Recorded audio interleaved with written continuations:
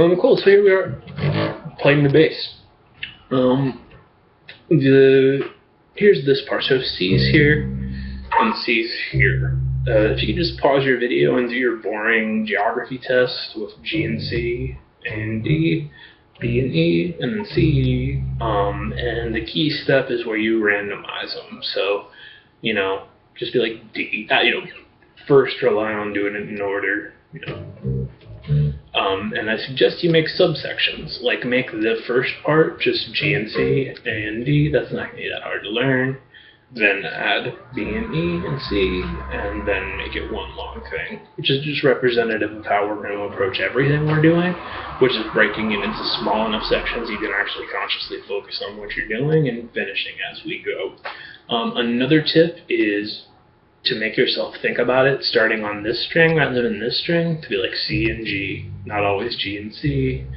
Or the long version, the short version is just this is G, this is C, this is A, this is D, but we don't want to have to go G, C, A to be allowed to think about D, so this is completely just the country of bass. This is the city C, and not overthink it past that. So yeah, randomize to memorize. Give yourself a quiz on it. You can write down G, C, D, A on a piece of paper and random, or just call out random ones or whatever, but anything but the thing where you count up and figure out that this is B because this was A. Totally just I'm going to give 6 dots names. It's the same thing as walking into a room, meeting 6 people, deciding to remember their name. Wait, was he Jeff or John? What's your name? You're Jeff. Okay, that's A, not D, my bad. There we go. And just bears repeating that this is C and this is C. And if we forget every other note name, those are going to be the state capitals of all of these fingerings we're playing. Or what we're doing is going play and point. Meaning we're thinking about the entire hand movement just as its own thing. And then pointing to that C, either here or here in every single one of the patterns. Simulating, here's this part, but if I wanted to play everything available to me, there's everything. If I want to play that in D, I just do the same shit here, just poking at the big picture again. So the index for each ones, our entire system starts with an index for each, which is the most uncomfortable thing we do. But it's just one of them, and then the rest is easy. But real quick, just be like, there's this part you actually remember already, and you add a little brain fart around, is it this or this? It's one of those, so, and then one of these. We'll just play that real quick. And now we're just filling in the blanks. So we're going to be 2nd fret, that's what it says, and that means boom, boom, boom, boom. And really getting yourself in the position where your pinky doesn't feel like a reach, which is going to be fun, classical position. Another thing, though I didn't really see if you were doing this or not during the lesson, is you don't have to have your elbow pinned against your body. That kind of makes it feel like it's over there. It's mobile, but I didn't see that being an issue for you personally. That said, just troubleshooting. Cool. So we're going to reach back for F, that sucked, and then every other note is just chilling under your fingers. So the way we answered which finger do I use for this note was that initial 2nd fret. Oh look, a 1, and all the circled notes, as I wrote down at the bottom, those are the reach notes. I did a little, hey look, that's C, but every one of the reaches is circled, if we look on the page. This very first one we're doing here, we've got okay, 2nd fret, and oh. And then the rest of it's all just under your fingers. So the reaches, those are the uncomfortable ones, and we really want to just be like, ugh, and then comfortable from there. So the whole trip is feeling like your middle finger is anchored to the 3rd fret, and it's going to hit the 3rd fret. So there you go. So rhythm does not exist. You're just wrestling with your hand, going, and if you want to, when you get to C, just be like root or C or whatever. Play and point is our trip. Just going, these are all the notes I know. And you can think of this one as being an add-on to that, to the basement on that or whatever. Cool. So stop and get really comfortable with that. And I want to emphasize that I don't want you coming back down the patterns until you're actually comfortable with them. It's really natural when you get to here for the first time to want to come back down it. I'm just suggesting you memorize the pattern first, so go one good time through it, reset, do it again. After 4 or 5 times, coming back down it'll feel like a formality, not a deductive reasoning problem. So it's just, what order we're grouping the info in. A lot of kind of a big part of where people don't get guidance. So we're certainly going to be coming back down these patterns. I'm just suggesting you go, there exists this thing, and do it, and then start coming back down it when it's easy. And you know, it's pretty much the same thing, just that takes less time. You don't even have to come back down them whatsoever. We're going, this exists, there's the state capital. So then our next one we see 4th fret, which should set off some alarms because that's not a natural, like G or C. The natural means like notes like C and G, as opposed to C sharp and A sharp. So this is going to be another one of these reach back fingerings, number 2. And so 4th fret means boom, boom, boom, boom. All 3 of the bass strings go 3rd fret, 5th fret, 7th fret. That first fingering that you used in number 1. So we're going to be going, here's some notes, do, re, mi, fa, sol, la, and then the top string's comfortable, 4, 5, 7. So this one's a big reachy one, like it looks like that. And there's the state capital. So there's number 2. And in the long run, you're just as likely to do it this way, but for now we're cruising it like that. And so the whole trip again is play and point. So now you're working on number 2, just going, here I am, this pattern exists. Boom, there's the state capital of it, and that's that same C. And these 2 fingerings fit together the same way in every single key. Anytime you're doing this is going to be out in front of it. That's just the nature of our fretboard. Cool. So there, you learned number 2 and number 1. Now just go back and be sure you remember number 1, because our whole approach is to finish as we go. You're going to be the grand champion of 1 and 2 before you try 3. But it's a little misleading how difficult this is, because 1 and 2 feature index reach. 3 is a lot more comfortable. We're at the 5th fret, so 5, 6, 7, 8, awaiting info. And there's C under our pinky, right? So now this is much more comfortable. The first 2 strings go 5th fret, 7th fret, 8th fret, there's the root. And then the thing we were talking about is you can think of the next 2 strings as just going index ring, like when you're playing a blues box. That's, like notes now, do, re, mi, fa, sol, la. And we've got this missing B that we're going to get with a pinky reach.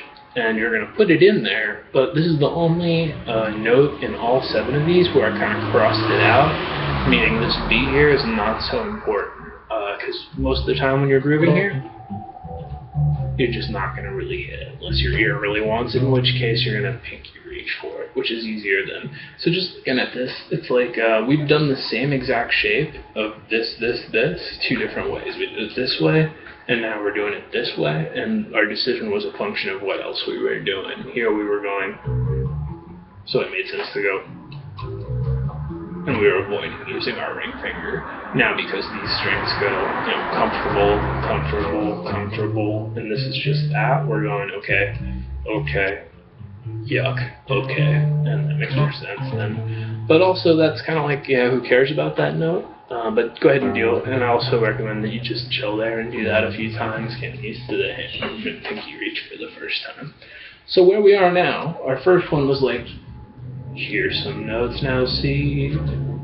The second one was like, notes now, here's do, re, mi, sol, la, ti, do. Now the one we're on is like a couple notes, do, re, mi, fa, sol. This happens to be the spot on the fretboard where your main blues box is. That doesn't even make sense yet, it's cool. Just, if you were playing your main blues box, you could throw in these notes from the pattern we're just learning, and vice versa. So this is just a nice comfortable, it's under my fingerings, except for that one note right there. Cool, number 3.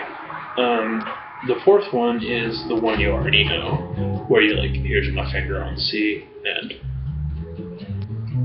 then the high string, filling in the blank is that same fingering you just played.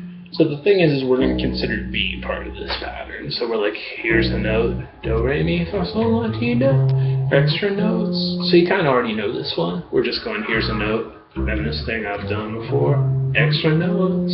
This one's very comfortable and one you're going to use a lot. And this one totally, the vast majority of the time you're going to start with C. Starting with the root and starting at the beginning was a big difference back here. It was like a bunch of notes in C. Now we're just at, there's a note, do, re, mi, fa, sol, la, ti, do, and that note's mostly going to be something you do for using in transition, or, moving, anyway. So it's in there, but I put it over on the side, like whatever. Also, you remember this part, So then we're just tacking that onto it, and also. Cool. And then our next one, number 5, actually starts with C, so it's just going to sound like do, re, mi, fa, sol, la, ti, do. So we're 9th fret where there's a dot, and that should set off alarms too because C's here, and we're on C sharp, so this is going to be one of those reach back deals. So again, maintain a feeling of your middle finger at the 10th fret being like an anchor visually. So we're going reach 10, 12, reach 10, 12, normal 10, 12, normal 10, 12, 9, 10, 12. And this one, you know, in the long run you might do these types of things, but there it is. 2 of those, 2 of these. So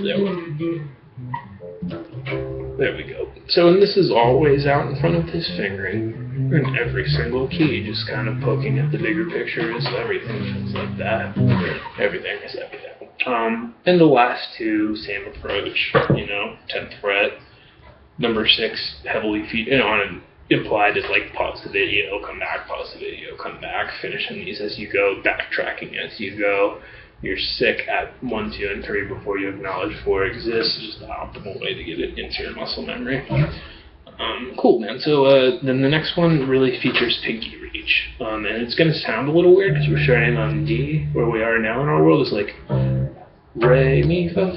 And alright, so the bass string goes comfortably, it's 10th fret. So we're going to go 10, 12, 13. And then the next 3 strings go 10, 12, reach, 10, 12, reach, 10, 12, reach. Really heavily featuring pinky reaches. This number 6 fingering we're learning right now, 6 or 7. So it's like comfortable, yuck, yuck, yuck. But this one, you know, they're not too bad compared to the index reaches. Cool, so there's number 6. And just getting our bearings again, we were just like... So it might be a little trippy sonically, and if you want, you can even go C and play that pattern if you want to, just to hear. But otherwise, it's just not bad. Cool. So as far as play and point goes, so far we've been going this fingering exists, and here's C. And just C on the 2 bass strings. This C or this C, not every C. But in this one it's a little weird because C's back here behind it, and we don't get to it until there on this string, so kind of there's no point. And you can play number 6, and then if you want to point to C back behind it, but no big deal. And if that totally went over your head in your practice, no big deal either, just learn the fingering, we'll figure it out next time. The last one's super easy. We're at the 12th fret.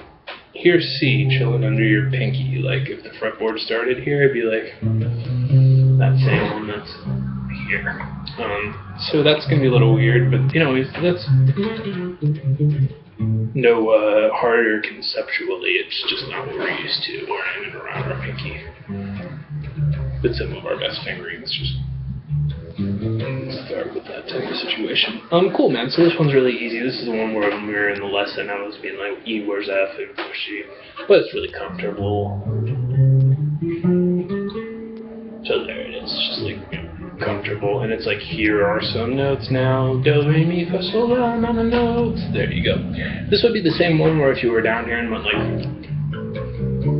it would correspond to that, but we're not trying to do that this time. Our whole system started with the very first fretted note on the instrument, and now we moved it all the way up to here. Theoretically, this would extend up here, 1, 2, 3, but we're just learning these 7.